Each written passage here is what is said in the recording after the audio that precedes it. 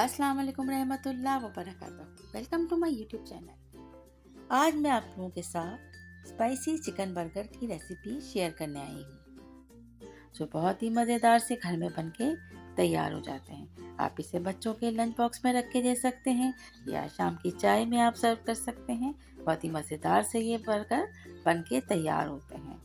Recipe को and तक देखिएगा और स्टेप बाय स्टेप फॉलो कीजिएगा।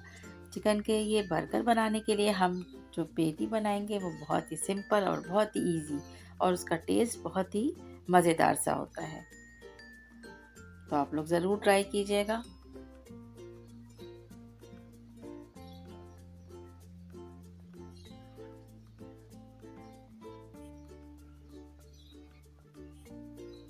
चैनल को सब्सक्राइब नहीं किया है तो चैनल को सब्सक्राइब कर लें, साथ साथ बेल का आइकन भी प्रेस कर दें। रेसिपी स्टार्ट करते हैं। बिस्मिल्लाहिर्रहमानिर्रहीम। सबसे पहले हमने यहाँ पर 250 ग्राम बोनलेस चिकन ली है और इसमें एक दरमियाने साइज की प्याज हम ले लेंगे। इसके साथ 1 टीस्पून हमने लाल कुटी हुई मिर्च, half teaspoon garam masala powder,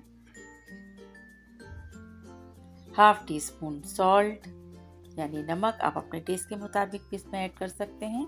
1 teaspoon chicken tikka masala भी हम इसमें ऐड कर लेंगे।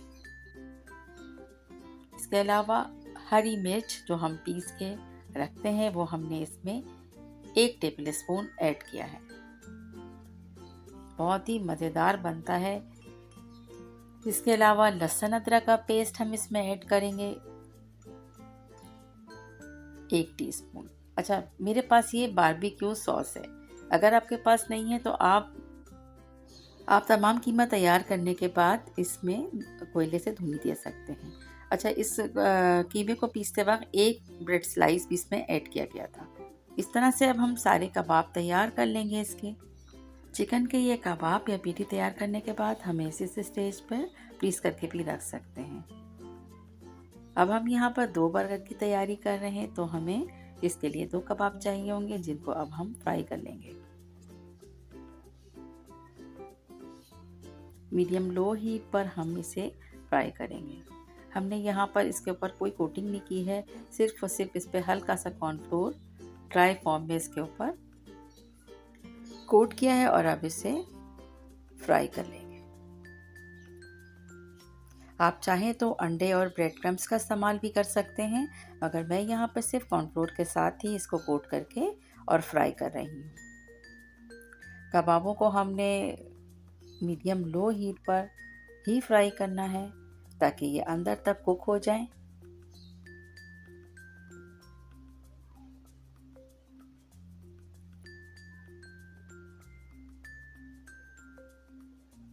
अब हम बर्गर को ग्रिल पैन पे रख के इसे सेक लेंगे।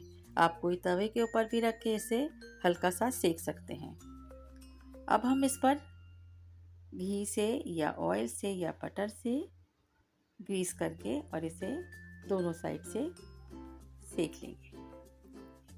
बहुत लो हीट पर हमें इसे कुक करना है। इस तरह से देखें, ये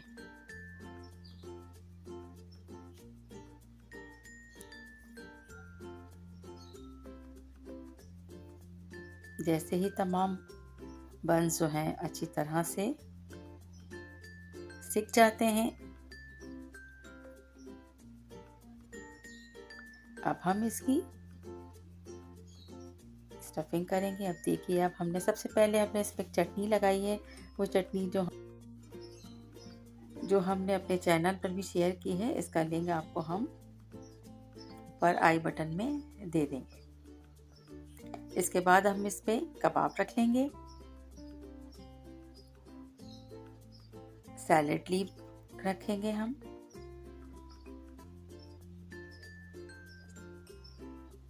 सैलेड लीफ के बाद हम हल्का सा इस पे चिली गार्लिक सॉस यूज़ करेंगे।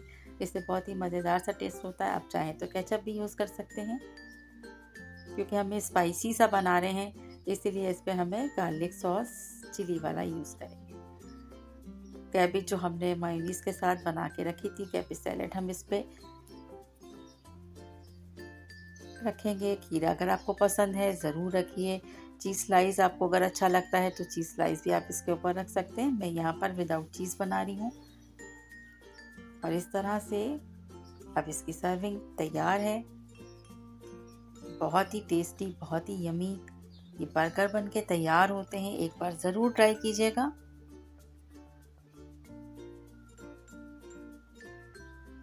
और बच्चों के लंच बॉक्स में भी उनको रख के दीजिएगा ताकि बच्चे भी अपना लंच जो है बहुत खुशी खुशी फिनिश कर आएँ।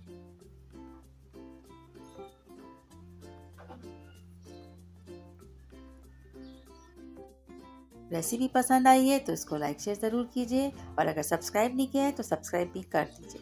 Thanks for watching. Take care.